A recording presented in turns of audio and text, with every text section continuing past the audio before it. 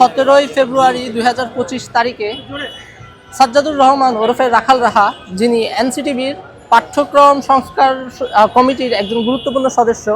তিনি রাষ্ট্রের এত গুরুত্বপূর্ণ একটি পদে আসীন অবস্থায়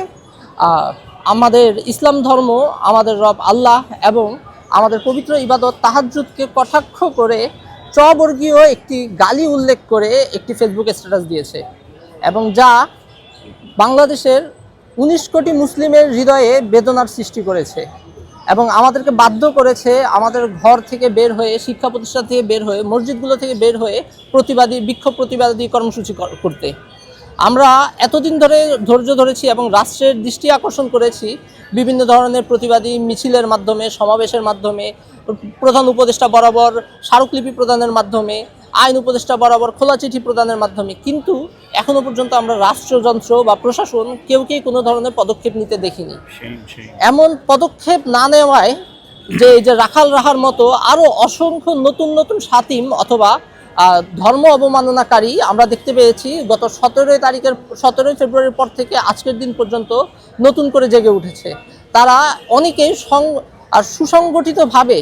বিভিন্ন সোশ্যাল মিডিয়া মাধ্যমগুলোতে আমাদের ইসলাম ধর্মকে বিভিন্ন অবমাননাকর স্ট্যাটাস দিয়ে যাচ্ছে, যা আমাদের রাষ্ট্রের শান্তি শৃঙ্খলার জন্য অত্যন্ত ঝুঁকিকর একটি পরিস্থিতি তৈরি করছে।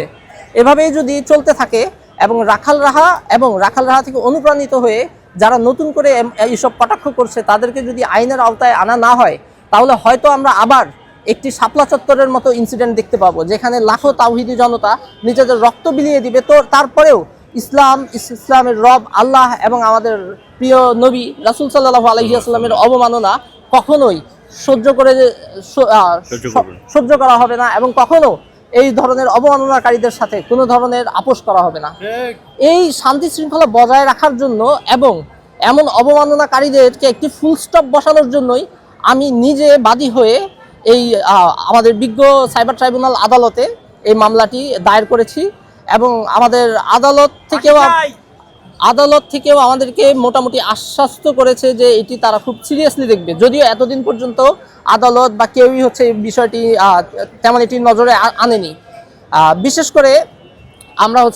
বর্তমান যে নতুন রাজনৈতিক বন্দোবস্ত দিচ্ছে, এখানে আমরা দেখছি সবাই অলমোস্ট ডান সেন্ট্রিক একটা রাজনৈতিক প্ল্যাটফর্ম তারা দেখানোর চেষ্টা করছে যে আমরা তারাবিতে যাচ্ছি, আমরা মুসলিম, আমরা গণ ইফতার করছি, আমরা সমকামিতাকে আমাদের সংগঠনে রাখবো না। কিন্তু আমরা আশ্চর্য এবং হতাশ হই যখন রাখাল রাহার মতো একজন ব্যক্তিকে এনসিটিভিতে বহাল রেখে তার এমন একটি অবমাননাকর স্ট্যাটাসের পরেও কোনো বর্তমান যেই আমাদের রাজনৈতিক প্ল্যাটফর্ম এবং যে বর্তমান যে অন্তর্বর্তীকালীন সরকার, এরা নিজ উদ্যোগে কোনো স্টেটমেন্টও দেয় না এবং এদের কোনো বিচারের আওতায় আনে না। বরং কিছু কিছু প্ল্যাটফর্ম, নাম বলবো না, তারা যখন এর তীব্র নিন্দা এবং বিচারের দাবি জানিয়ে এইসব প্ল্যাটফর্ম থেকে বিভিন্ন প্রেস বিজ্ঞপ্তি দেয়, দেখেছি একদিনের ভিতরে এই প্রেস বিজ্ঞপ্তি ডিলিট করে দেওয়া হয় এবং পরবর্তীতে আবার সংস্কার করে আরেকটু সফট একটা প্রেস বিজ্ঞপ্তি দেয়, যা আমাদেরকে অত্যন্ত হতাশ করে। আমি নিজে আন্দোলনে রক্ত দেওয়া একজন, আমি আন্দোলনের একজন আহত, আন্দোলনের একজন ফ্রন্টলাইনার, কিন্তু আমি তো এই জন্য আন্দোলন করি নাই যে এটা থেকে শুধুমাত্র একটি রাজনৈতিক বন্দোবস্ত হবে। কিন্তু আমরা যারা ধর্মপ্রাণ মুসলিমরা আছি, আমরা এখনও সেই আগেকার ভারতীয় আগ্রাসনের মতো নতুন কোনো আগ্রাসনের শিকার থেকে যাব এবং আমাদের ধর্ম অবমাননা হবে, আমাদেরকে ডিহিউম্যানাইজ করা হবে, আমাদেরকে কথায় কথায় মৌলবাদী, জঙ্গি ইত্যাদি বলা হবে। এই জন্য আমি এবং আমার মতো আরও অসংখ্য মাদ্রাসার ছাত্র, স্কুল ছাত্র অনেকেই রক্ত দিয়েছে, চোখ দিয়েছে, হাত দিয়েছে, পা দিয়েছে, অনেকে জীবন দিয়েছে। আমি বিশ্বাস করি আবু সাঈদ, মুগ্ধ বা ওয়াসিম আকরাম এরা কেউ এমন কোনো একটি রাষ্ট্র গঠনের জন্য নিজের প্রাণ দেয়নি। এই কথা বলে আমি আমার বক্তব্য স্পষ্ট করছি। আমরা রাখাল রাহা সহ যারাই এই ধরনের ধর্ম অবমাননামূলক কাজ করবে তাদের সবার বিচার চাই এবং বাংলাদেশে সাম্প্রদায়িক সম্প্রীতি বজায় থাকুক, এটাই চাই।